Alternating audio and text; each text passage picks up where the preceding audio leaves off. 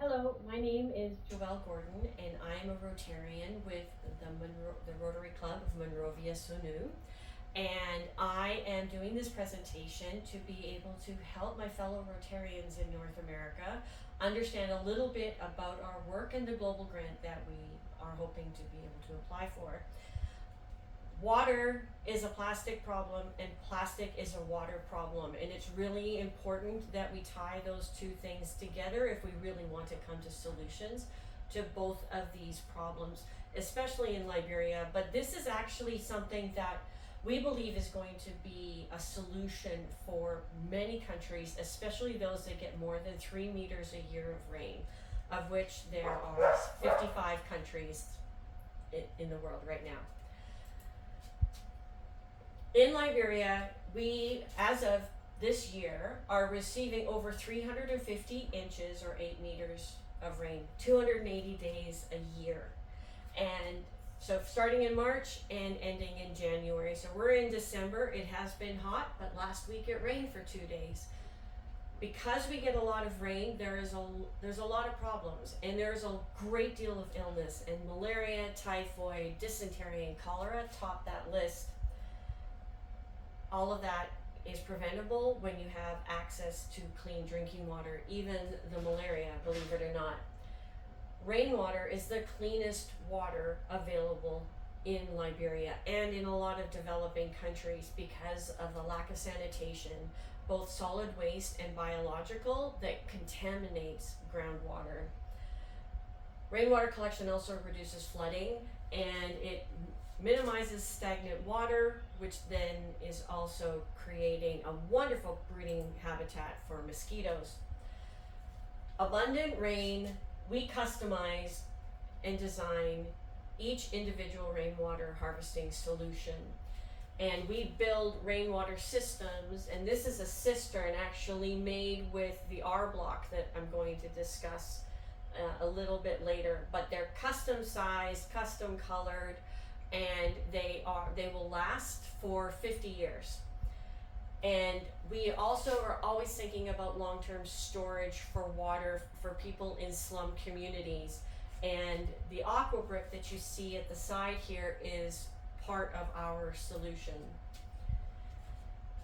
We believe in filtering rainwater. It makes everybody feel safer, even though it's very, very clean, but because of bird feces, and in Liberia right now we have an issue with plastic burning, just garbage burning in general.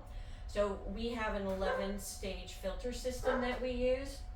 We take the extra water that falls during the rain because the storage systems are overflowing by June.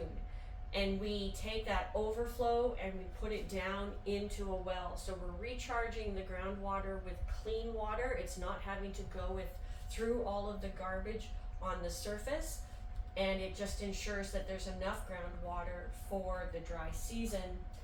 It's much easier to get buy-in and to create that behavior change in terms of using recycling, giving an incentive. So we tie clean drinking water to recycling, and I'll go into that a little bit more detail in a moment. The other thing that our systems do, and as an organization, we remove the politics from water. The traditional way of trying to support in a humanitarian and development fashion is NGOs and organizations will go into a village or community and they'll put in a well, and then they create a water committee, and they'll usually choose 5 women to be part of that committee. And what happens is in the dry season, when there's less water, that water becomes very political, and only family members of the 5 people on the committee are actually getting access to water. Our systems remove that. It becomes almost a store, and so everybody has access 8 hours a day to clean drinking water.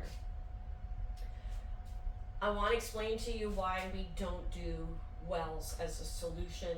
When I first arrived in Liberia 15 years ago, I actually came to work with an organization called the Foundation for Women Liberia, and we were doing microcredit. In fact, it was Rotarian Steve Ricard, who suggested that I come here.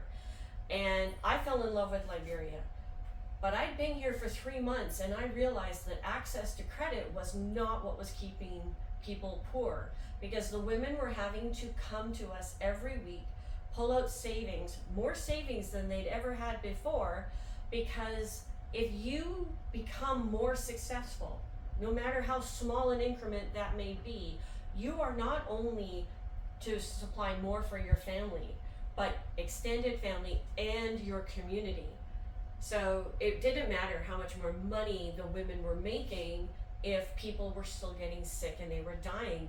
And I had never experienced death at the volume that I was experiencing here. And 8 times out of 10, it was tied to water. But that didn't make any sense, because all of the big NGOs were here. The UN was here, Tear Fund, WaterAid, everybody is here, and they're dropping wells and they're digging wells everywhere. And hand dug wells were a quick and easy way to get water into a community, because the water table is very high here. The problem is there's no sanitation, biological or solid waste. And what is happening is these wells they're not well constructed, they would break down. So this is a picture that's actually a dictation of London in the 1500s. And it shows the septic tank and how the septic tank has ruptured and how close it is to a well that is also ruptured. We have dirty water from the surface that is getting into the well water. And so the well, that very thing that people believe is going to be their clean source of drinking water, ends up being the source of disease for the community. In the rainy season, wells are toxic.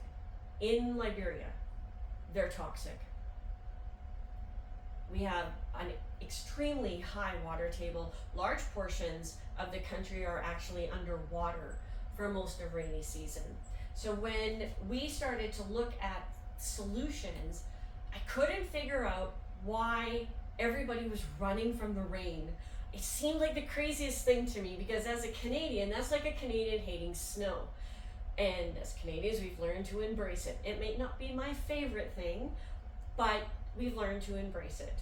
And because you have to, otherwise your economy stops. In Liberia, the economy drops by a minimum of 30% when it starts to rain. People hate it. They are always wet. And then they start to get sick. Malaria rates start to skyrocket. Typhoid, dysentery, cholera. I've had dysentery. I've had malaria multiple times. I cannot tell you how fast it can hit you.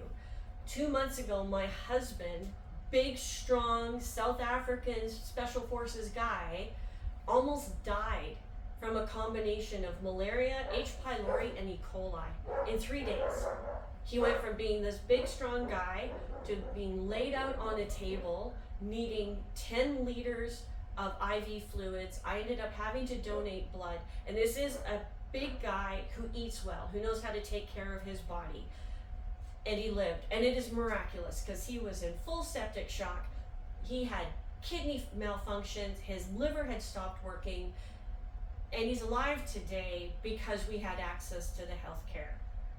Not everybody has that.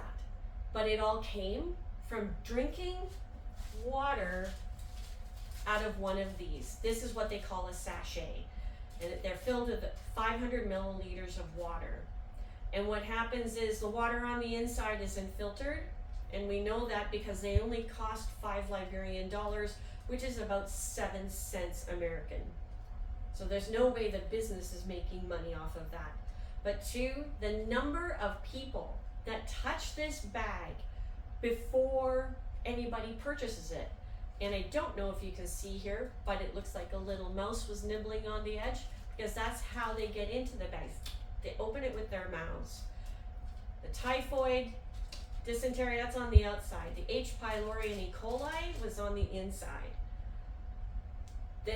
These things, they end up all over the ground, and they are 50% of the plastic problem in Liberia right now. This is not a water solution that works in a place that gets as much rain as Liberia does. Wells are great in the dry season because we can't store enough water for 4 months for huge populations. So a well is great for that because then the water has had a chance to filter through the earth. But in the rainy season, it's a death trap.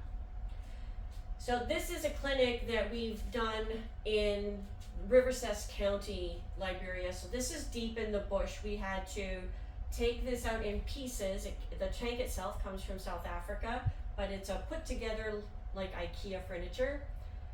We took it out on a big flatbed truck, and it's about 5 hours from Monrovia.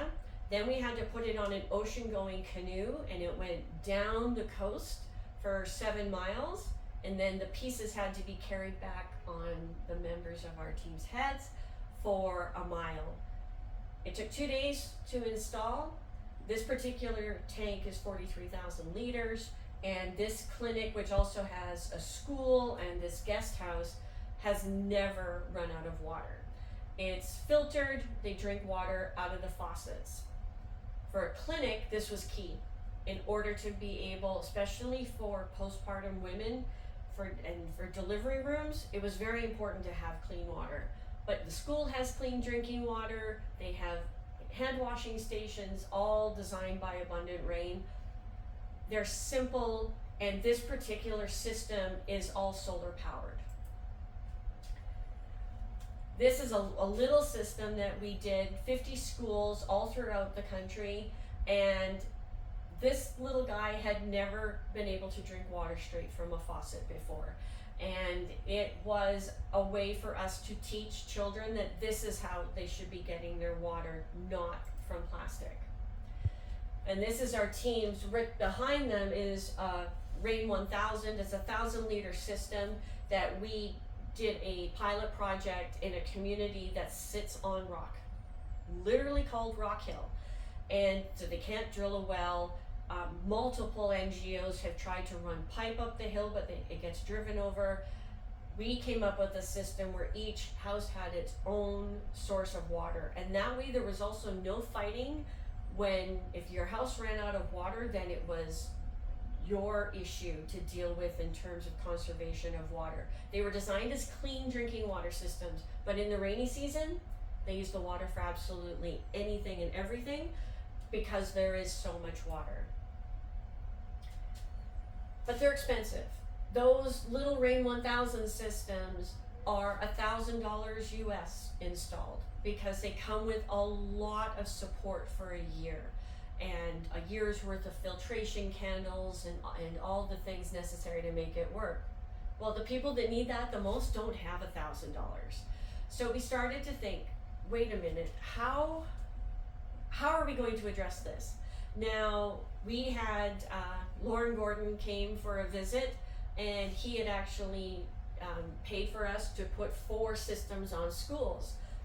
And when he went home, he kept telling his wife about all the plastic on the ground. The system was great, but the plastic on the ground. So they sent us an email saying, look, can we pay the children, if we pay their tuition, can they pick up the plastic? And I thought, okay, I have a small problem here. My mission is clean drinking water and sanitation. My mission is not to pick up plastic. And picking up the plastic actually wasn't solving the problem. It was definitely going to make the ground cleaner, but it was not going to give us the solution we needed, which was plastic not ending up on the ground in the first place. So we wrote back and said, look, can we give us some time here to think of a solution that allows us to stay on mission. So here we have this plastic problem, and we have this lack of access to clean drinking water. Well, it turns out that the plastic problem is the solution to the clean drinking water problem, and the clean drinking water problem is the solution to the plastic problem. And here's how it goes. This is where we did our pilot project. We were told, by everybody we told that we wanted to do recycling in Liberia. You'll never get Liberians to recycle. They'll never do it. My people don't do that. And I said, I don't think you know your people, because when we're in the communities and we're spending time with people, Everybody wants a solution. Yes, at first when we arrive, they all want money. But once we started talking about life and solutions, they were highly involved. So this is the Sony Wayne stormwater drain. It starts behind the U.S. Embassy and it flows out to the ocean. It's about 5 miles long. There are 8 communities along this storm drain, and it's pretty hard for stormwater to actually flow out because this is what happens. Now this picture was taken 3 years ago when we did this pilot, and it was previous administration. Here was, how do I put this diplomatically? Well, they didn't get it. At the end of the day, there used to be the big skiffs, the big garbage bins in every community, but they would be overflowing because of a failure in the actual logistical movement of waste to the landfills. So the mayor, former mayor, decided to just remove all the bins. Bins can't overflow if there aren't any bins. Well, obviously, not a good solution. And this is what happens. So we went to the community with the biggest problem. And we found 4 women that were already in what they call bottle business. So these ladies had they had a group of young men that would go into the storm drains and find bottles that were still intact that had lids, and they would clean them all up and they would sell them to the women in the market that were selling palm wine and palm oil, and so a reuse solution. We went to them and said, we love this business. How do we help you expand your business? I don't want to interfere at all. I don't want to take anything away from your existing customers. What I would like is for you to gather together for us all the other plastic, and it must be clean.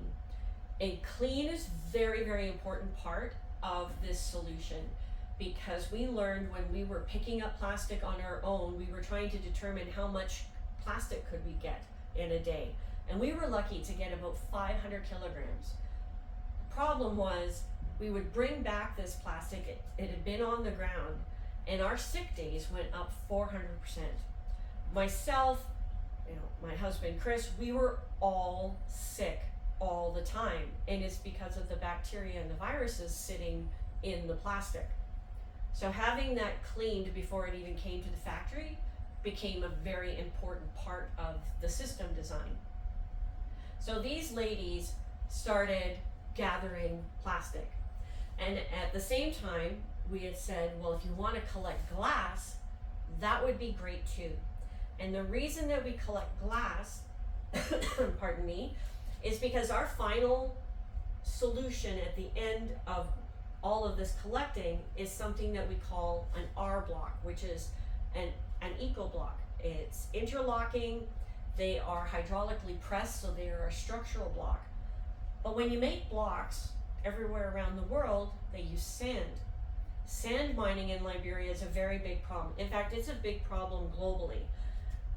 And in our solution creation for plastic, we could not make another problem even bigger, the sand.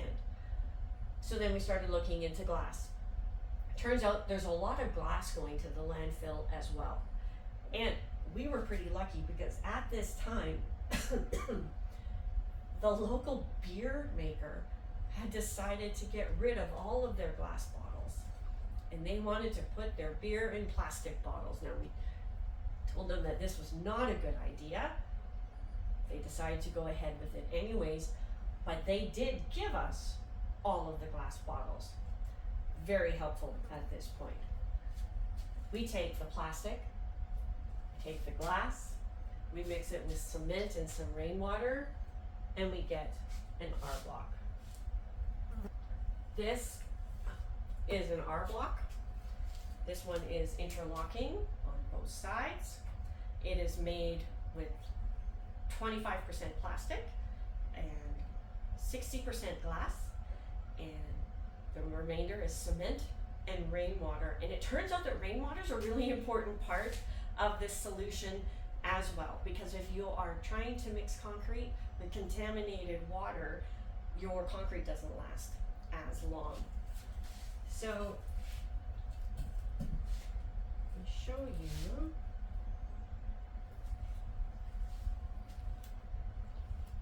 This is the inside of the block. You can see the sachets, you can see the PET bottles, and if you can see a little bit of glimmer, that's the glass.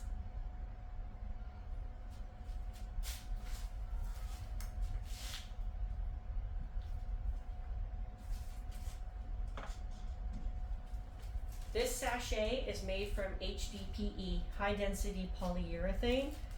It becomes this, and it is shredded to this size. We also include the PET bottles, so your water bottles, soda bottles. The green are the Sprite bottles. Sprite's really big here. And their caps, which is again high density polyurethane. The glass is ground down to what I call sugar. So it's actually smaller, finer than sand. When it comes to making these blocks, the combination of the sand and the hydraulic press means that we get less mold growing in the blocks, and they don't retain any water, which really helps with moisture and heat. And then the last magic little piece is the rainwater.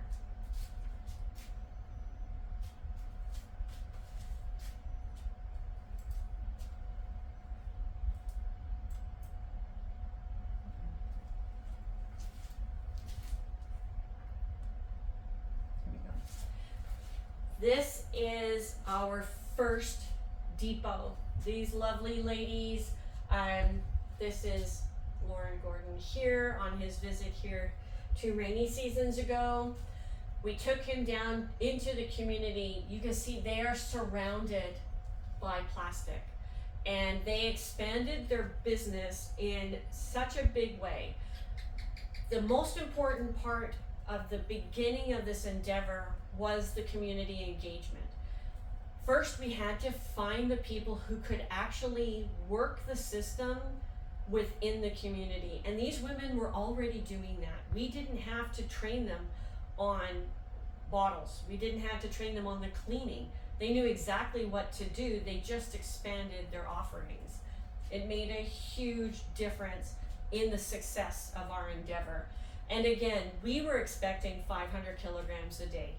That was the biggest that we were expecting.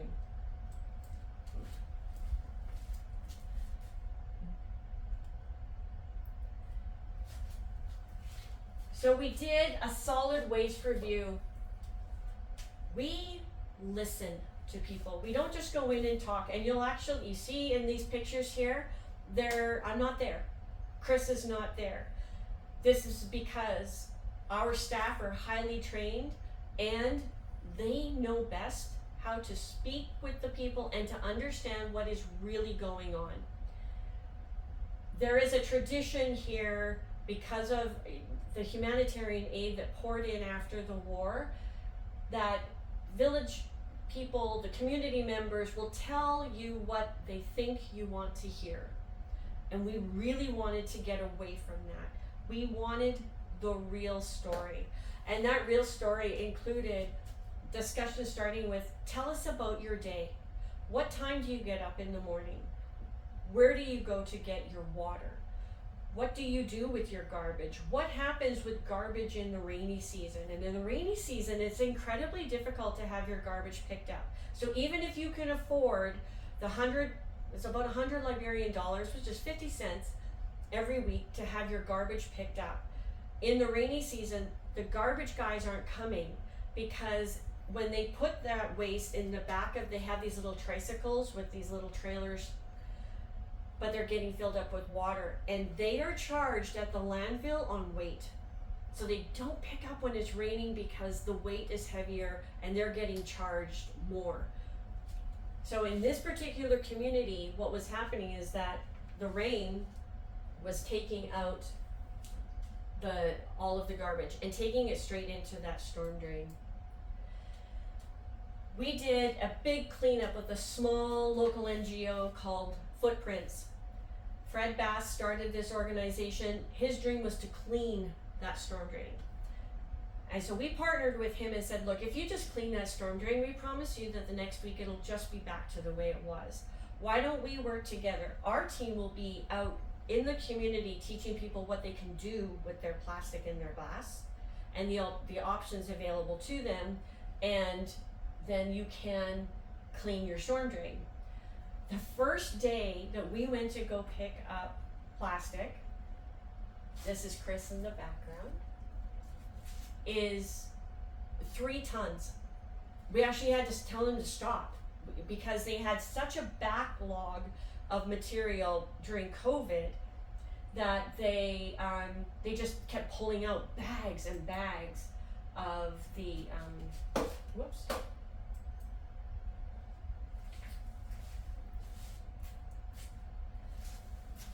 So this is what they collected for us for the first day. We couldn't even move it fast enough to the factory, and let alone get it processed. We were prepared to be able to process 1,000 kilos or 1 ton a day. At the same time that we were doing this with the plastic, we had brought out our Rain 1000 to start teaching the community about rainwater and how clean it was and their access. And so everybody could just come up, everybody was given their own cups, and they could have as much water as they wanted. And to a person, oh, this water is sweet. And that's a good sign. This is what it looked like coming into our factory site the first day. So it was a pickup truck with a trailer, and we did, I think, 6 loads like that first day. And then we had to get processing, and it had to be sorted, it had to be checked. This picture here is all sachets. And one of the big challenges with the sachets is that they often have water that's trapped inside. So they have to be ripped open and dried out before we can put them into the machines. But the high density polyurethane it's a really important part of this plastic economy that we're creating. So this first machine over here, that particular machine specializes in the PET bottles and the HDPE.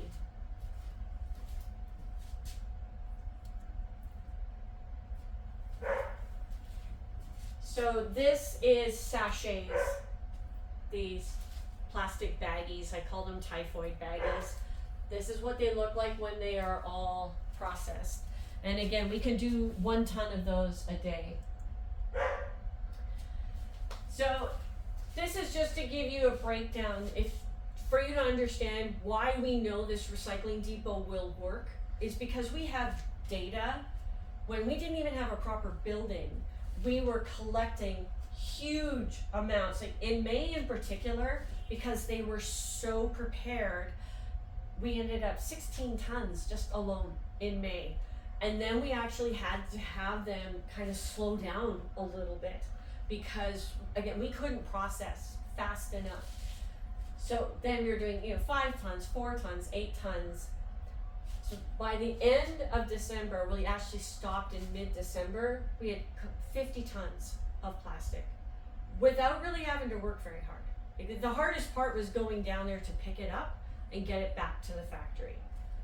But the actual collection, which we thought was going to be the most difficult, turns out to be, no, the people, they're in.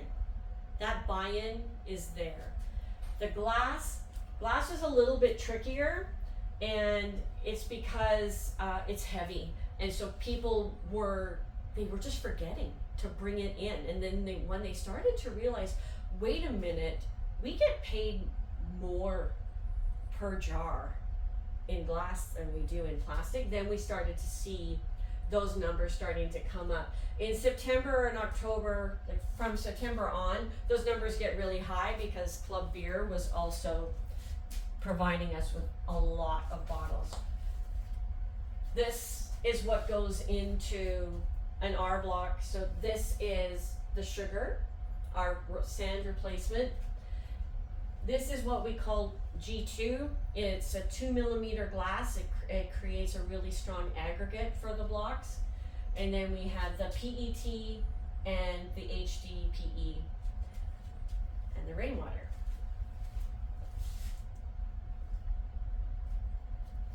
It took us, I'm gonna say 3 months for us to finalize the recipe, because you don't just throw this stuff together willy-nilly. We were looking again for that sweet spot, a block that we could make that was going to use the most amount of plastic, the most amount of glass, but was still going to be structurally strong. And we still had to learn how to work with the machine, because none of us had ever done that before. And so again, Lauren Gordon is here and he's helping us. So we created our baseline. This baseline is actually what a regular Liberian block. This is the recipe for a strong Liberian block. So this was our top 10 recipes. We actually ended up having closer to 30, but we had quite a few failures. And so number 7 ended up being the strongest block, which was also going to give us the most recycled material. So it's 11% cement, 60% of the fine glass, 11% sachets, 11% of PET, 3% HDPE, 4% rainwater, and the press force in tons was 6 tons. And so our PSI after 7 days was 523, and after 14 days the PSI test, the press test, was 1046. This is our testing machine. So with every batch, we would take one block and keep it aside and test them at 7 days, 14 days, and 21 days while we were trying to find this perfect recipe. So this is the part that's really exciting, especially as when we start talking about the depot in a few minutes. One block, this block, has 21 of these sachets. It has 20 PET water bottles and 20 beer bottles, 1 kilogram of cement, and 1 kilogram of water. We end up with a very, very strong block, and essentially a lot of material not ending up in a landfill. So for every 1,000 blocks, when we do a rainwater cistern, I showed you a picture at the very beginning of that blue rainwater system, that was 1,000 blocks. So that little rainwater system removed more than 20,000 sachets from the landfill system. 20,000 PET bottles, 19,861 beer bottles. All of that didn't go to the landfill because we built a water cistern.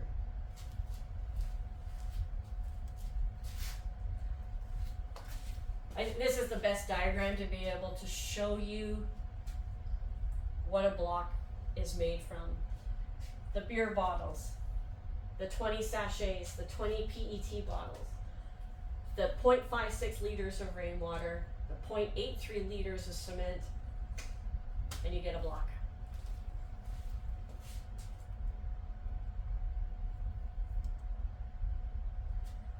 This is a test wall that we did because it's amazing how the resistance that we had to the blocks at the beginning. Have you built anything with it yet?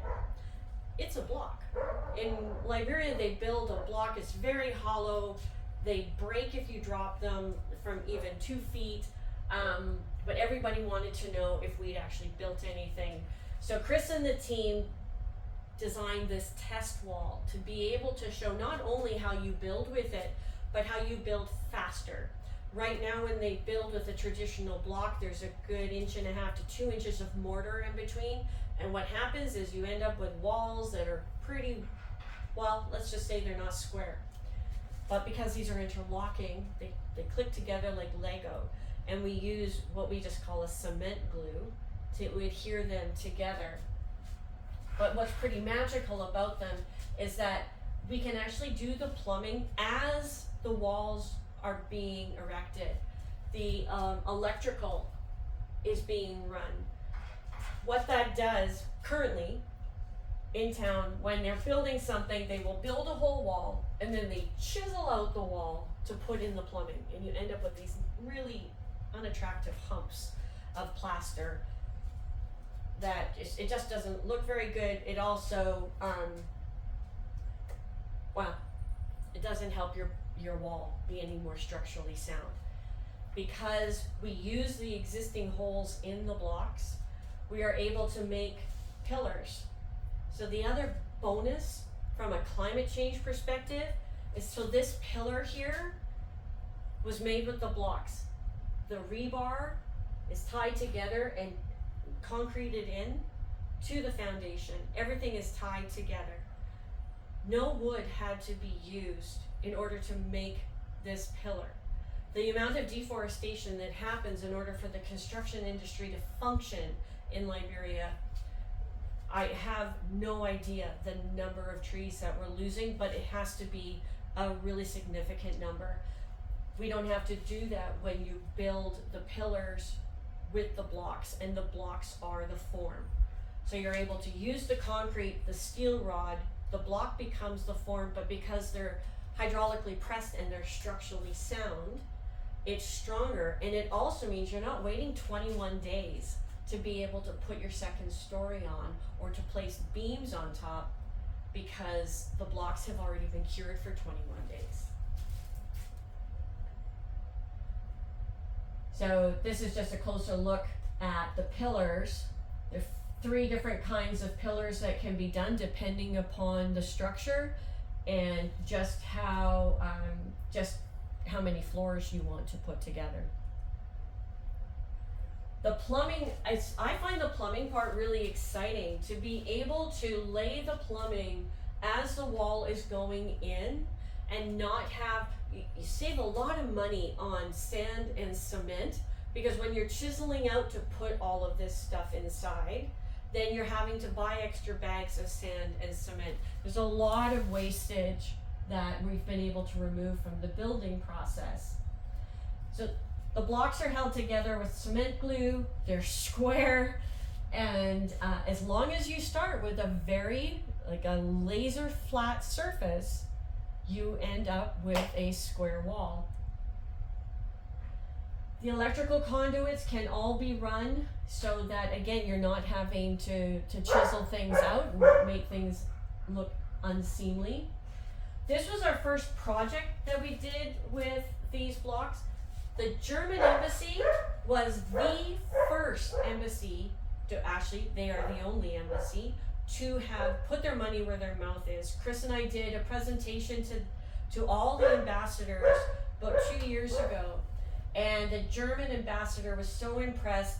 This is a the school is in Banga, so it's about 3.5 hours from Monrovia, and it's a technical school. Now, technical schools here, it's not like at home where the students have the pipe, they have the material to work with. These students have just learned the theory. They had never held a drill before, they had never properly plumbed anything. Any blocks that they had made, they were just making local blocks, and therefore they'd never held a square. They had no idea what square meant. What we did with them is, on this side here, we used the blocks as a permeable tank base for putting poly tanks for a rainwater harvesting system, because the school is sitting at the top of the hill, but they were using the back of the hill for agriculture projects. So having water coming off that tank base like a river was just going to take out their projects.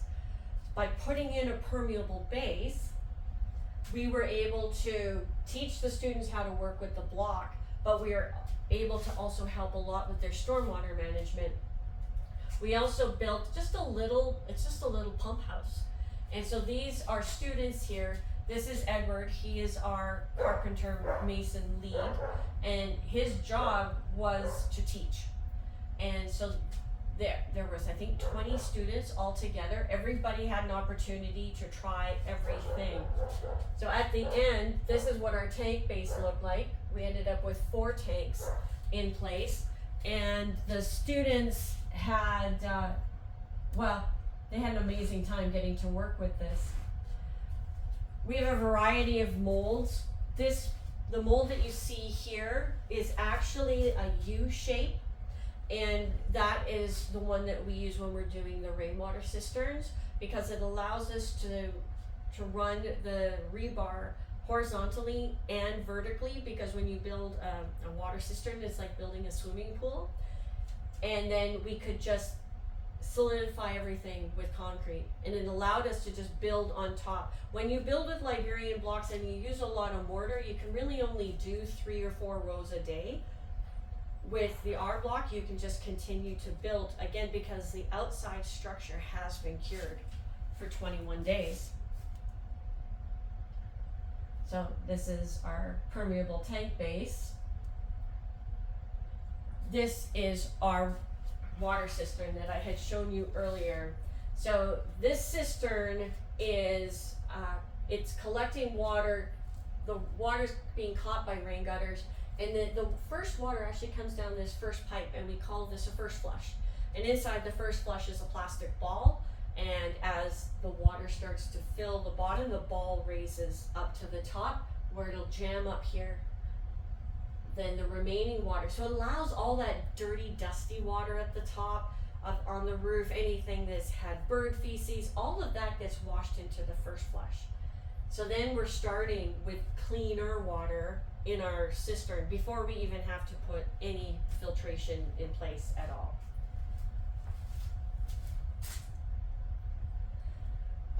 So this is where things get really exciting. We have been working with the city of Paynesville for the last 2 years. Old administration and new administration have been very fortunate that former Mayor Pam Belcher-Taylor was very into this solution. And the current mayor, the new mayor, Mayor Bessman, he's an urban planner, loves this idea. The city has gone to, there's a government company called the Liberian Broadcasting System that technically owns the entire community, and then people started squatting there. The city went to LBS and told them what we wanted to do. What they've done is they have cleared all of this space for us to be able to put in the rain station recycling depot. I'm signing the MOU tomorrow, and in January, the 15th of January, the city has to bring in about 40 truckloads of fill.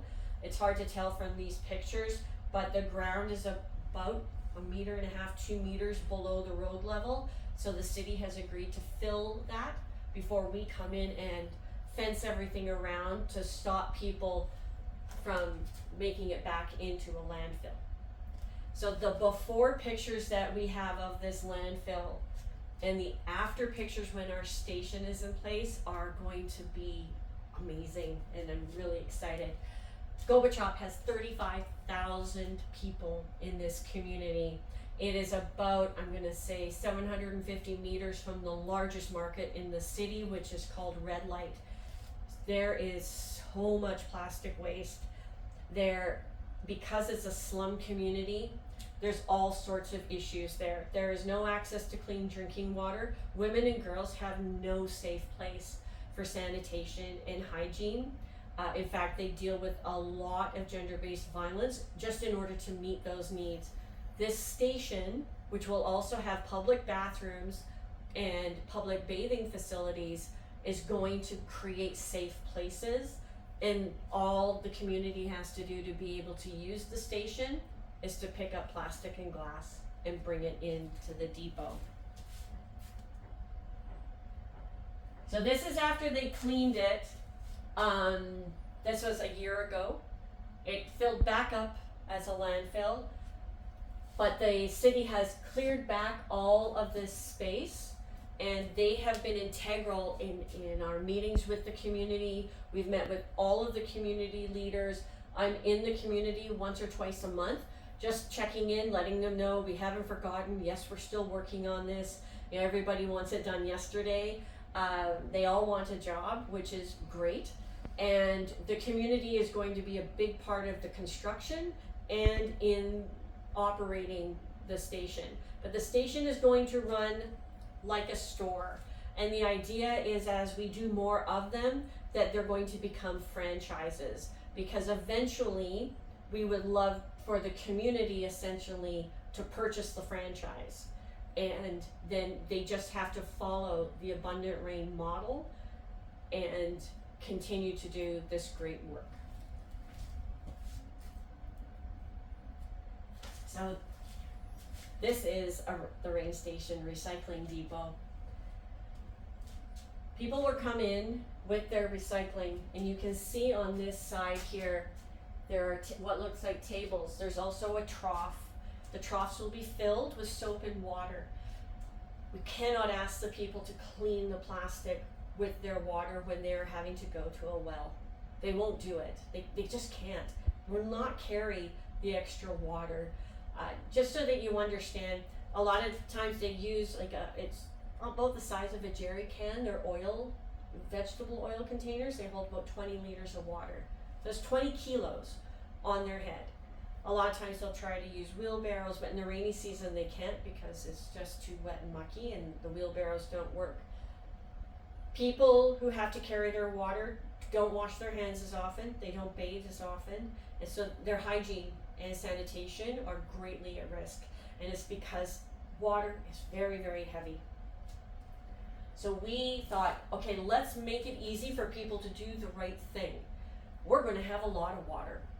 This particular building is going to collect close to 3 million liters of water a year, and possibly more. That's like on a low rain year. That's a 6 meter year. We are also going to have a borehole, 125 feet, 40 meters, so that in the dry season, when our cisterns are empty, we have access to water at all times. Individuals will come with their recyclables. They're going to be able to clean them and sort them before they bring them into the depot. This ensures that our staff stay healthy and that most of the work is done outside of the building. They'll come into the building and they will receive they will have been registered, and they're going to have a key tag, similar to what you see when you go to the grocery store. If you want the coupon deals, you have those little key tags on your keychain. Everybody is going to have that because everybody has keys to their houses. So instead of doing the card, which is easily lost, we decided to keep it with their keys. So everybody is registered. They'll come and they'll scan in their recycling. Now this allows us on the back end, we'll be able to track how much is HDPE, how much is LDPE, how much is polypropylene, polystyrene, PET. Because those are the 5 kinds of plastic that we'll be able to take. The beautiful thing about collecting that data is that we're going to be able to give the government that information. The city of Painesville is actually going to know exactly what kind of plastic is on the ground, what are people buying, so that when they start making these policies to start changing, single-use plastic, they actually can address the biggest problem. Right now, this is the biggest problem. That is where the rain station comes in, because once you've made your deposit onto your key tag, you can go over to the rain station at any time and you can collect your water. Or you can use the bathroom. And we have friends at a company called Liberia Pure. They make soaps here, and they are making little mini soaps for us, so that for 1 kilo of plastic or 1 kilo of glass, You just scan your key card. You can have your bar of soap to go in and to use it in the bathing facility. We're taking water, sanitation, and hygiene out of the cash budget of people who have no cash. We're creating a value to the plastic and the glass. So this is the inside map, and I think that I've sent this to most of you. These are the bathing toilets and the bathrooms. They're separate for family or disabled individuals. The entrances are ramped to make it easy for people. The disabled are hard pressed to be able to find somewhere to be able to deal with their bodily needs. This gives them that opportunity. In between, we actually have a desk where our staff will be working. And the reason they're there is that currently in the slum communities, very well-intentioned people have donated money and they've put together bathrooms or bathing facilities, and it's one building with just a single wall separating the women from the men. The men just hang out right at the door in front of the women's area. Who wants to take their clothes off? Like, you're terrified.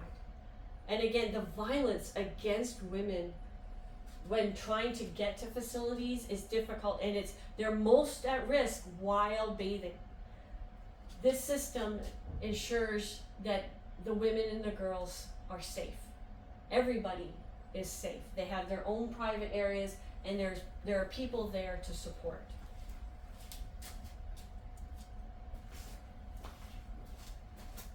This is what 10 kilos of plastic looks like. 10 kilos of plastic is what you need to get your key card and your deposit on your aqua brick. One of the reasons this system is going to work well is that people will not have to wait in line for long periods of time. This aqua brick holds 11 liters. It is the equivalent to essentially a sack of 24 of these sachets. But as it has a spigot, there's not as much waste, because what happens is somebody will open one of these and they'll maybe drink half of it, and then they squeeze it and they throw it on the ground. Here they'll only take out what they need, so their water is going to last longer.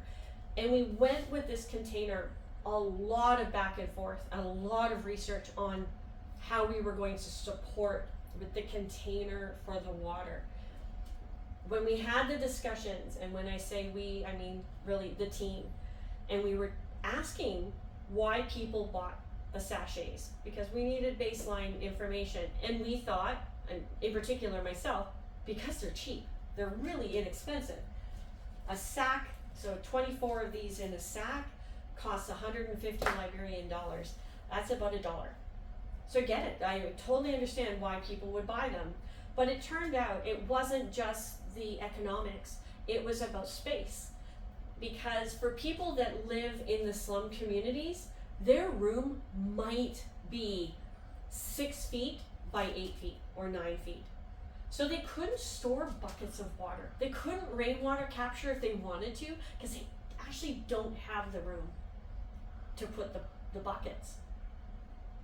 This is where this particular container came in, because not only are they rugged, they're all one single piece molding, but they're stackable. So if during a particular weekend, if the children have been naughty, the mom can say, you have to go out and you have to pick up all the plastic and the glass and bring it back, because then the family can actually bring home 2 or 3 of these at a time. 1 kilogram of plastic or glass is equal to 1 liter of water. So essentially, this much plastic or glass gets you a full container of water. And you just come and get it whenever you like.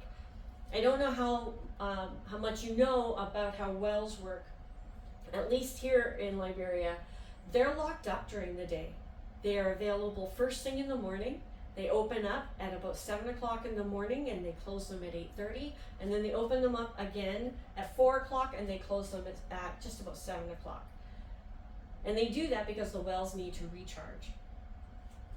In our case, we're opening at 8 o'clock and we will close at 6 o'clock. And we're doing that because I want the staff to be able to arrive at work with the sun still up and go home while the sun is still up, because their safety is very important to me. But they can come at any time during the day. We're hoping to be able to also stimulate some young entrepreneurs that decide they're going to go into the water business, and that they can start making deliveries, and maybe they'll have like Uber water. This is what the filtration system looks like. So again, Lauren Gordon, so grateful for all of his help, because he helped design this. In fact, he did 99% of the work. This 11 stages not only cleans the rainwater, but it will clean the borehole water, or the well water as well. And it takes it down to 0.9 microns. And we've added on one extra stage, and that comes after this little fat blue guy, and it'll take it down to 0.3 microns. That's the size of bacteria. So then this is hospital grade cleaning of water. We drink only rainwater in this office. In fact, well, I can't say that all the time now, because Chris just came back from the bush really sick because he didn't drink the rainwater. But what we've learned as an organization is that we have to send more water into the bush when the team is working. The rainwater is the safest form of water, especially during the rainy season. But I wanted just to show you how easily this is stacked, so that if somebody is industrious, they can order a whole bunch of it. What it means for us in the depot is that it's going to be very easy for us to manage this container.